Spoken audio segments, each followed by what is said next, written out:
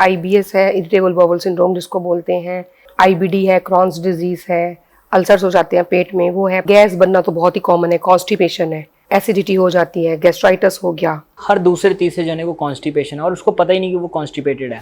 Constipation एक pandemic है। मैं पैंडेमिक इसलिए बोल रही हूँ क्योंकि अलग अलग कंट्रीज में मैं जाती हूँ तो वहाँ पे सबसे ज़्यादा जो लोग आते हैं, सबसे पहली बात यही है कि उनका जो गट है वो मूव भी नहीं कर रहा। बच्चे सबसे ज्यादा उनको ये प्रॉब्लम परेशान करती है। इसका सिम्टम क्या होता है, बच्चे कॉन्सेंट्रेट नहीं कर पाते और अगर आप उनसे बात करोगे तो पता चलेगा उसको कॉन्स्टिपेशन है। तो कारण यहाँ पे है, इफेक्ट यहाँ नजर आ रहा है क्योंकि ये एक एक्सिस है। सारी बीमारियों की जड़ पेट में है ऐसे माना गया, और वो इसलिए माना गया क्योंकि हमारे पेट में जो माइक्रोबायोम है वो हमारी इम्यूनिटी को डिसाइड करते हैं, वही हमारी सेलुलर हेल्थ को डिसाइड करते हैं, वो हमारी मेंटल हेल्थ को डिसाइड करते हैं। इसलिए अपने पेट का ध्यान रखना सबसे पहले जरूरी है।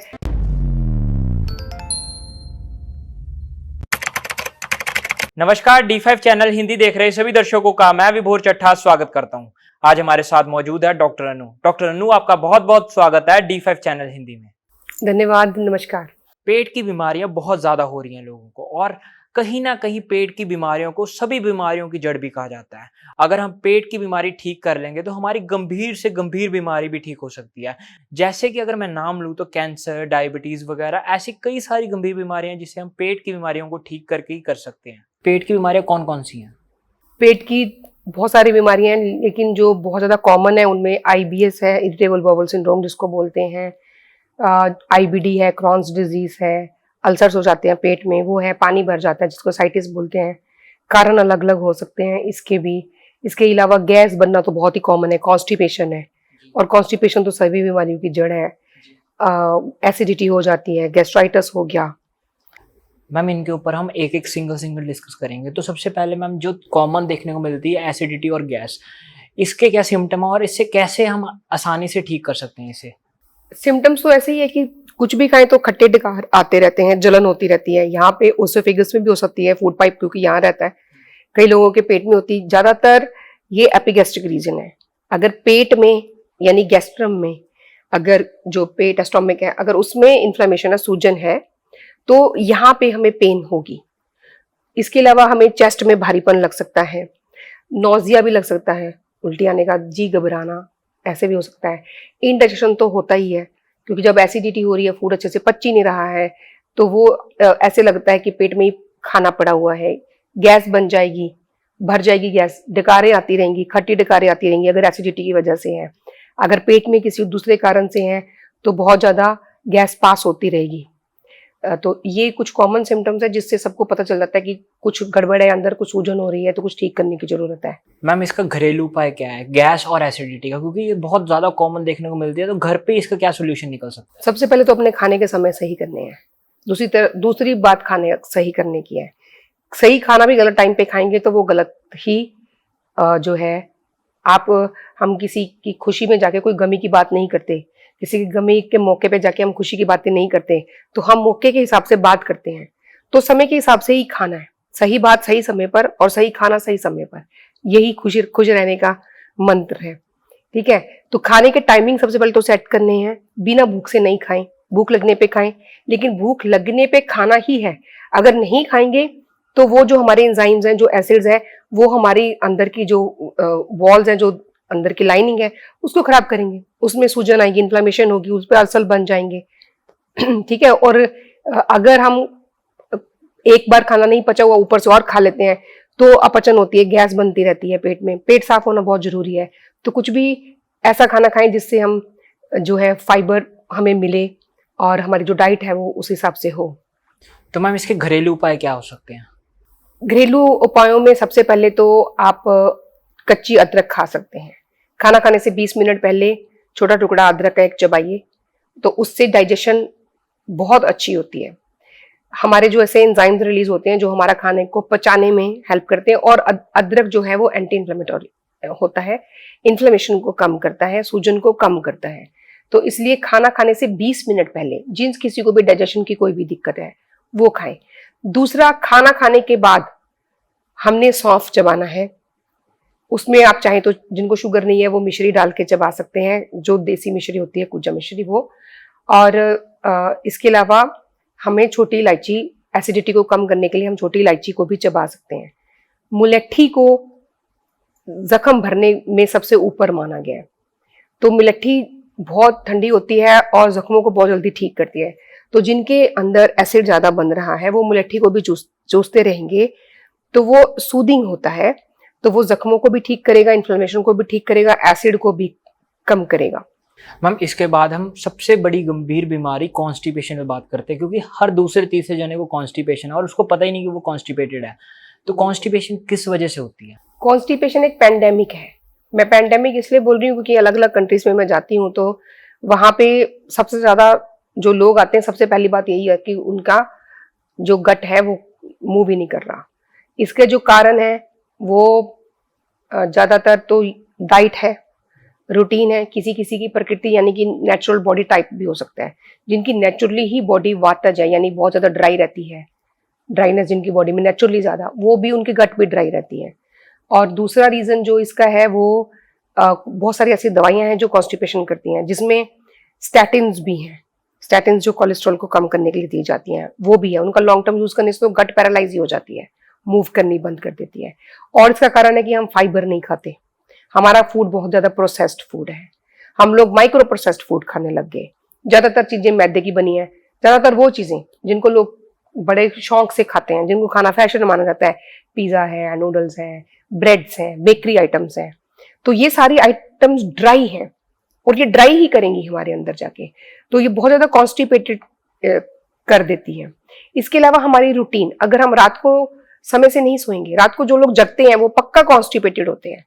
और एक मैं आपको बात बता दूं, बच्चे जिनसे सबसे ज्यादा उनको ये प्रॉब्लम परेशान करती है।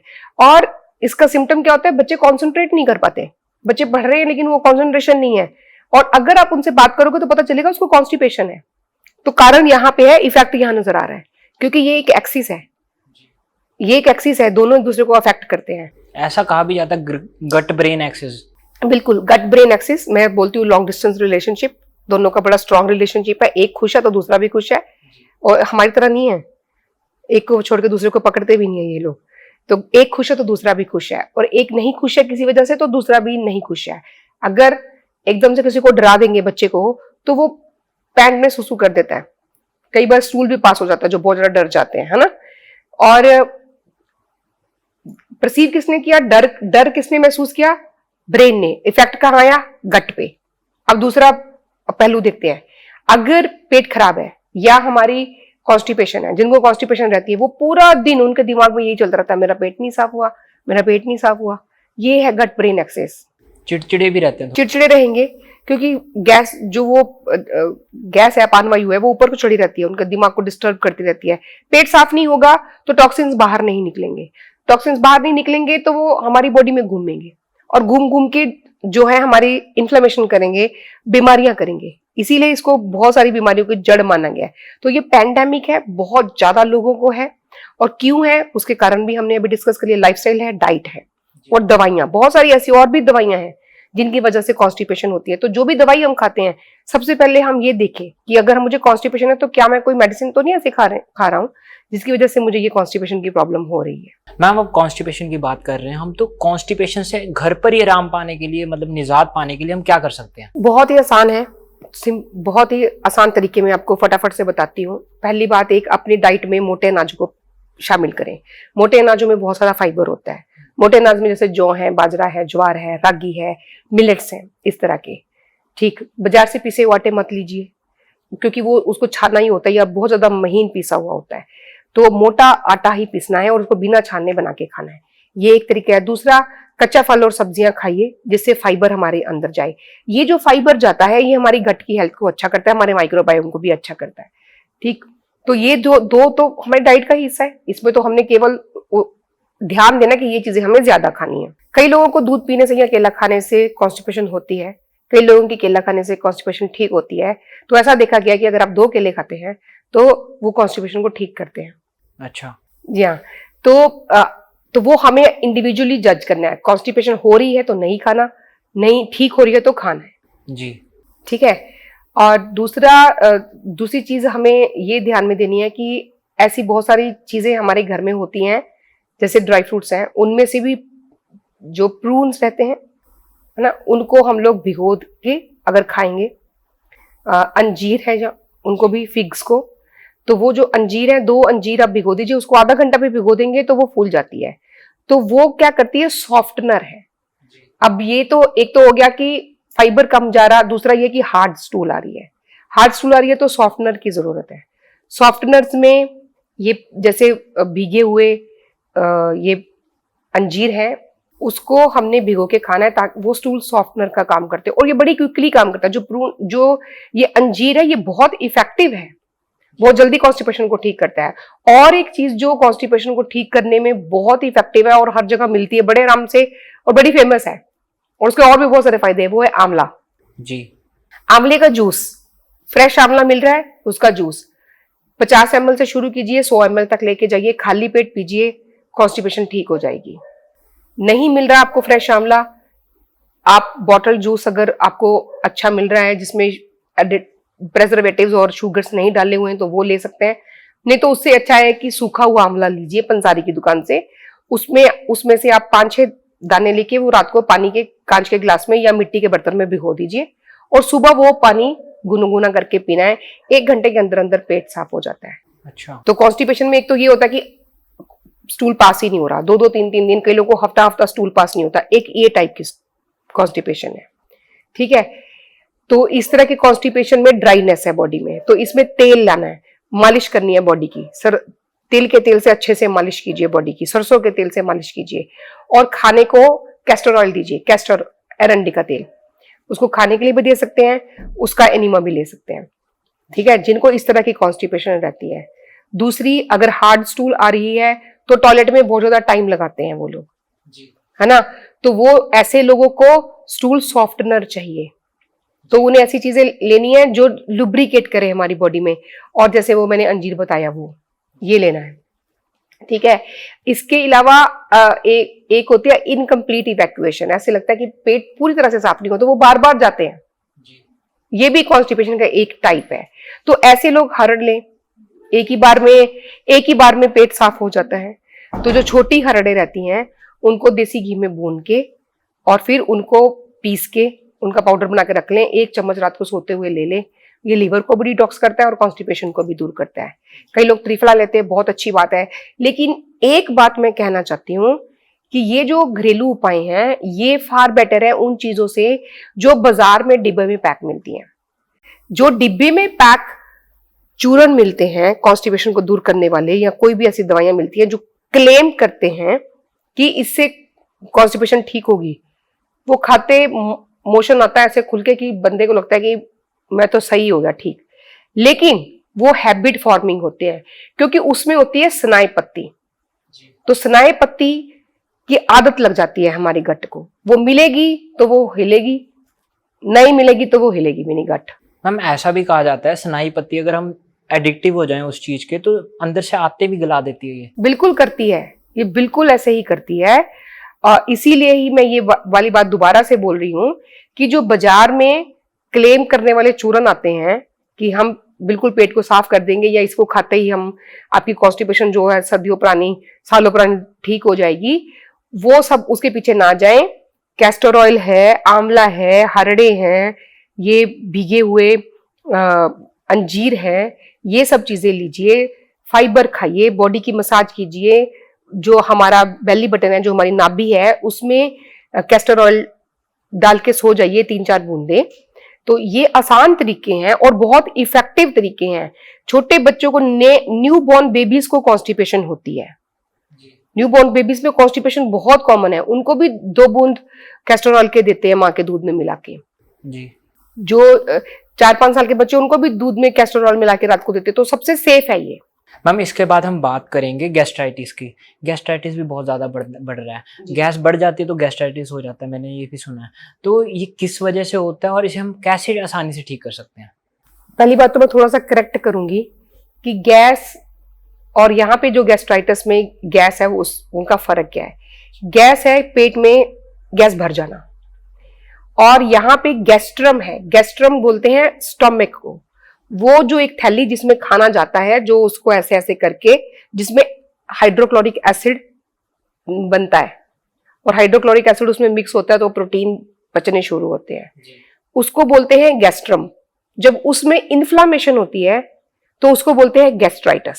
जहां कहीं की इन्फ्लामेशन होगी उसके पीछे आइटिस लग जाता है, एपेंडिसाइटिस, गॉल ब्लैडर का हो गया तो कॉलिसिस्टाइटिस, दिमाग की लेयर्स का होगा तो मेनिंजाइटिस, उसकी अगर कवरिंग का होगा तो एनसेफलाइटिस। ठीक है, तो इसी तरह से जो है गैस्ट्रोएंटराइटिस अगर आंतों का हो गया, और अगर पेट का हो गया, ये जो यहाँ पे हमारा गैस्ट्रम है जहां पे फूड पाइप से खाना जा रहा है, तो गैस्ट्राइटिस। तो ये इन्फ्लामेशन है, सूजन है, यहाँ पे एसिड बढ़ा हुआ है। या तो हमने भूख लगने पर खाना नहीं खाया, तो वो जो एसिड था वो तो निकला ही ना, उसने तो आवाज दी खाने के लिए लेकिन हमने सुनी नहीं, तो वो एसिड हमारी गैस्ट्रम यानी कि स्टोमक, उसकी जो पेट की जो अंदर की लाइनिंग है उसको उसने खाया, उसको उसने गलाया, उसकी वजह से अंदर सूजन होगी या फिर अल्सर हो गए। तो वो एक पेनफुल कंडीशन होती है जहां यहाँ पे आप दबाएंगे, ये भी मैं बता दूं कैसे पता चलेगा। आप ये बिल्कुल बीच में यहाँ पे, ये आपकी ये जो बोन्स है चेस्ट की और ये इसके बीच में ये जो खाली जगह है, यहां दबाएंगे, ये एपिगैस्ट्रिक रीजन होता है। यहां दबाने से अगर दर्द हो रही है तो इसका मतलब हमारे जो खाने वाली थैली है, स्टोमक है, उसमें सूजन है, गैस्ट्राइटिस है। ठीक है, तो इससे खट्टी डकारें आएंगी, ठीक, नोजिया फील होगा, उल्टी भी आ सकती है, खाना खा के दर्द होगी, खाना खा के दर्द होगी। तो ये इसके सिम्टम्स है। इसकी वजह से गैस भी हो सकती है, लेकिन गैस एक अलग प्रॉब्लम है। तो इसकी वजह से गैस बनती है क्योंकि जहां कहीं भी ऐसी कुछ एसिडिक काम चल रहा होगा ना, आपने कभी एसिड देखा, वो बुलबुले निकलते हैं, ऐसे ही वो बुलबुले निकल रहे हैं अंदर हमारे भी, तो उसकी वजह से वो गैस हो रही है। तो ये अलग अलग चीजें हैं और दोनों इसको अलग-अलग कैसे चीजें ठीक कर सकते हैं हम? क्योंकि ये एक एसिड की प्रॉब्लम है तो ऑब्वियसली इसका उल्टा करना है, हमें अल्कलाइन करना है इसको, है ना। तो हमें अल्कलाइन पानी पीना है सबसे पहले तो, और अल्कलाइन पानी बनाने का तरीका हमने काफी बार डिस्कस किया, हम फिर से बता देते हैं अभी। तो पहली बात तो मटके का पानी पीजिए। फ्रिज का पानी विदाही है, पित्त को बढ़ाता है, एसिडिटी को करता है, लेकिन घड़े का पानी ठंडक देने वाला होता है, शीतल होता है और उसमें मिनरल्स भी होते हैं, तो वो हमारी बॉडी की डेफिशिएंसीज को भी दूर करता है। तो घड़े का पानी एसिडिटी को कम करेगा, सूजन को कम करेगा।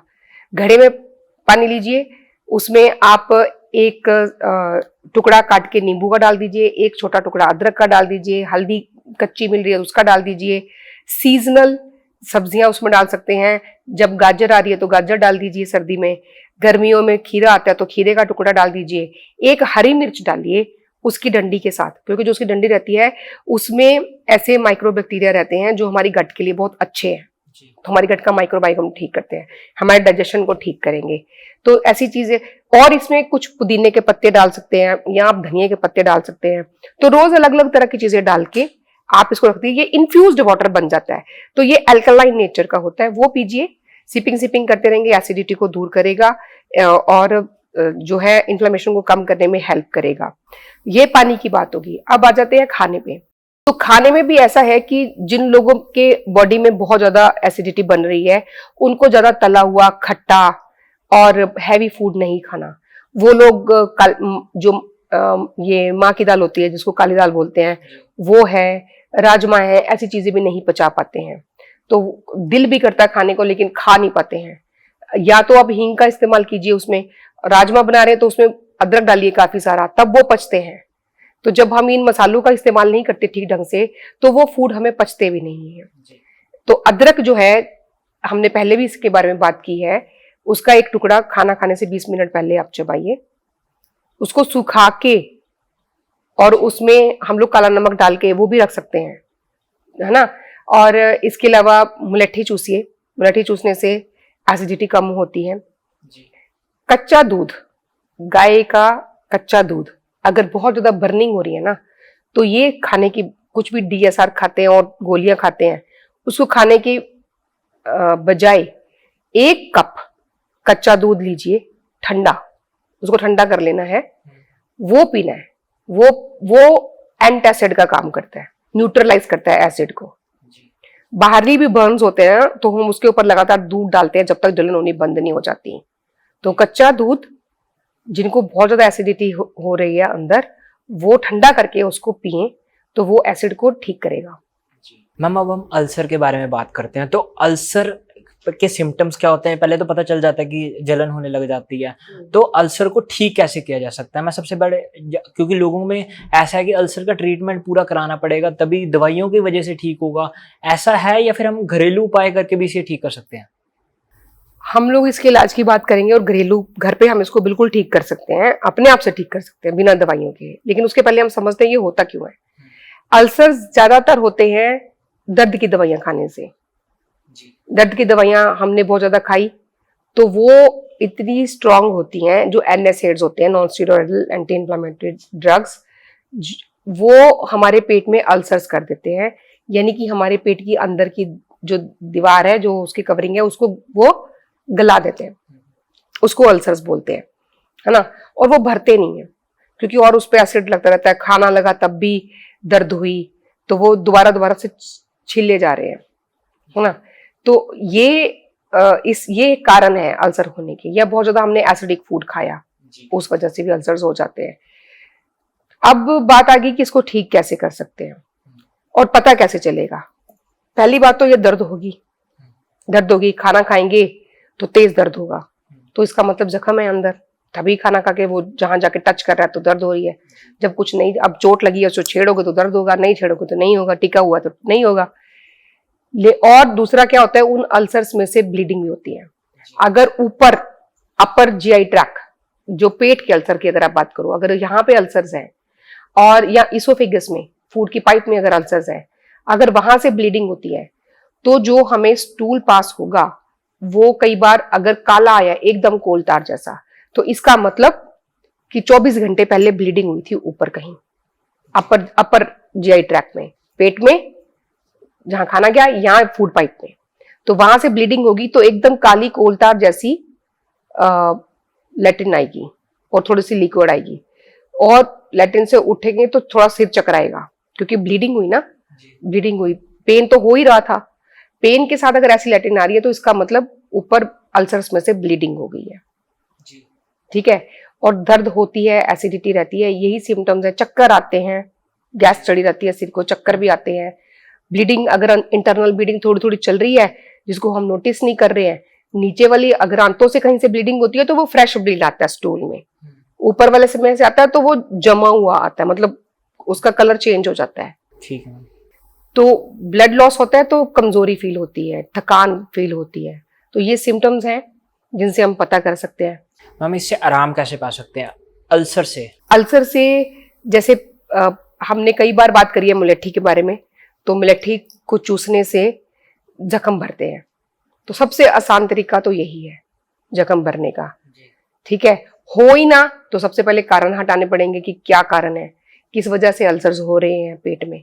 कई बार कुछ ऑटोइम्यून प्रॉब्लम्स भी होते हैं, उसमें भी अल्सर्स हो जाते हैं, कुछ ऐसी अंदर शरीर में बीमारी बन गई तो उस बीमारी को ठीक करना जरूरी है, तब अल्सर्स खत्म होंगे, है ना। लेकिन अगर हमारे खाने की वजह से, हमारे रहन सहन की वजह से हो रहा है तो उसको करेक्ट करना पहले जरूरी है, फिर ही कोई चीज असर करती है ना। दवाइयां ही खा के ठीक होगा ऐसा नहीं है। ऐसे होता है कि लोग दवाइयां भी खाते जाते हैं और अल्सर भी ठीक नहीं होते, तब भी खाते जाते हैं, ऐसा भी चलता रहता है। तो उससे बेटर है कि अपना खाना ठीक कीजिए।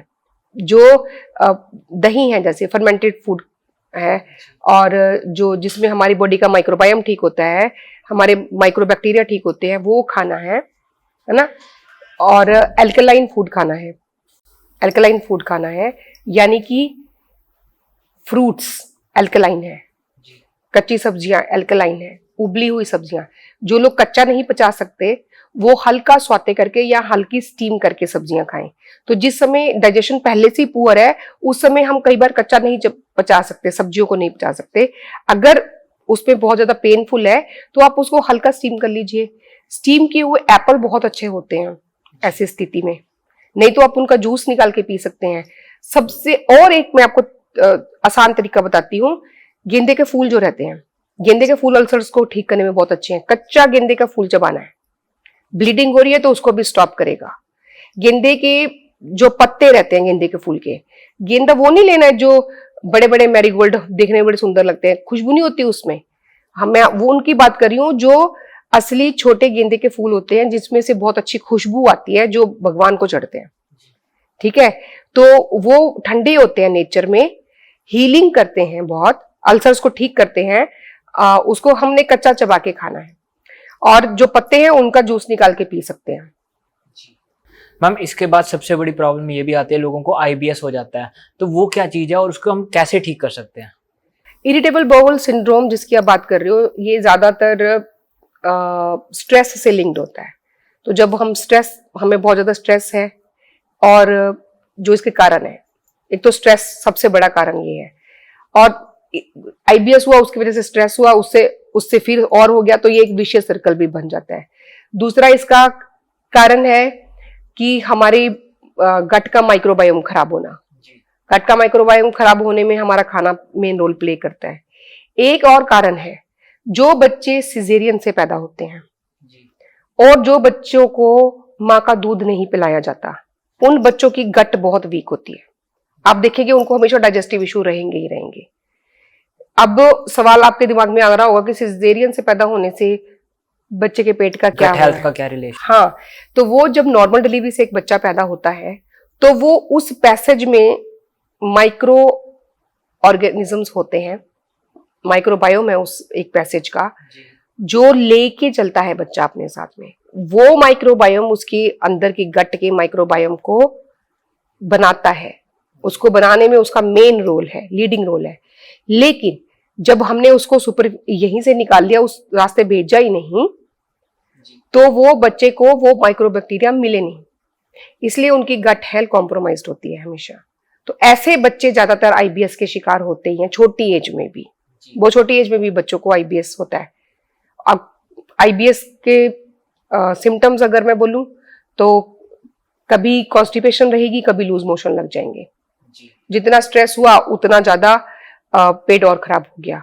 अगर रिलैक्स रहेंगे तो पेट भी ठीक रहेगा। उसके लिए क्या घरेलू उपाय है? आईबीएस को ठीक करने में सबसे पहले तो अपनी मेंटल हेल्थ को ठीक करना जरूरी है।